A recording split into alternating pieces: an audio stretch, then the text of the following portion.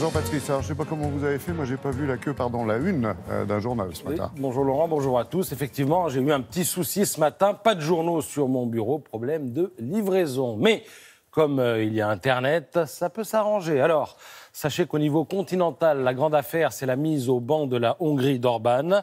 Le Parlement européen veut priver la Hongrie de son droit de vote pour cause de non-respect des valeurs fondamentales de l'Union.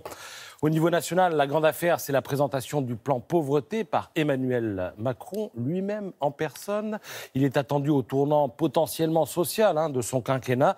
La presse se fait abondamment l'écho des difficultés des plus de 8 millions de personnes qui, dans l'Hexagone, tirent le diable par la queue. Et au niveau local, me direz-vous, au niveau local, on a aussi des problèmes, mais des problèmes de riches. En témoigne cette histoire. C'est une de ces histoires comme on les aime. Il y est question d'héritage, de belles voitures, de haute société et de petites bassesses.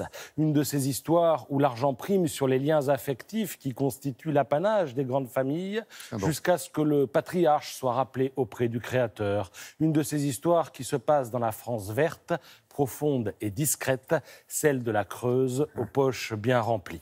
Au commencement était Pierre Bardinon, grand Manitou d'une entreprise de tannage de peau de lapin qui fit la prospérité de sa famille et accessoirement de toute une région, celle d'Aubusson. L'homme aurait pu se contenter de faire tapisserie au conseil d'administration, mais non.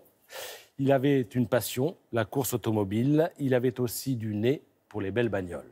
Dans les années 60, il se pique de collectionner des voitures de course, mais uniquement celles qui ont gagné les compétitions les plus prestigieuses, comme les 24 heures du Mans. Et c'est donc tout naturellement qu'il se retrouve à la tête d'une collection de Ferrari. Les choses se compliquent lorsque le patriarche disparaît, restent 3 enfants mis en appétit, une fortune étourdissante et des voitures dont certaines ont pris une valeur inespérée.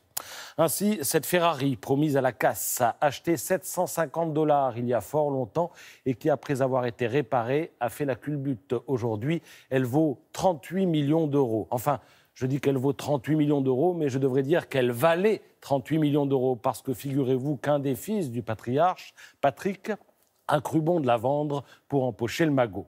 Alors évidemment, son frère et sa sœur, les 2 autres rejetons, n'ont pas trop apprécié la manœuvre. Ils l'ont traînée devant les tribunaux. L'affaire sera examinée aujourd'hui et demain au tribunal correctionnel de Guéret, préfecture de la Creuse, plus habitué à traiter de petites affaires minables de vol à la tire ou de querelles de voisinage plutôt que d'histoires de Ferrari mobilisant 8 avocats et 15 témoins. L'argument de Patrick Bardinon, le fils qui a vendu la voiture, est de dire que la carte grise était à son nom. Papa m'avait donné la voiture parce que je suis pilote moi-même et je suis aussi passionné qu'il l'était. Et puis d'abord, c'est même pas vrai, répondent Jean-François et Anne, ses frères et sœurs. Papa n'aurait jamais accepté que l'on se sépare de cette Ferrari. Et d'ailleurs, le fait qu'une carte grise soit au nom d'une personne ne saurait suffire à prouver que la dite personne est propriétaire du dit véhicule mentionné sur la dite carte grise. Bref, vous avez compris qu'il y a de quoi se régaler dans l'Express sous la plume d'Agnès Laurent qui nous raconte une belle histoire, somme toute assez moche. D'autant qu'en attendant l'issue de l'affaire, un drame se noue.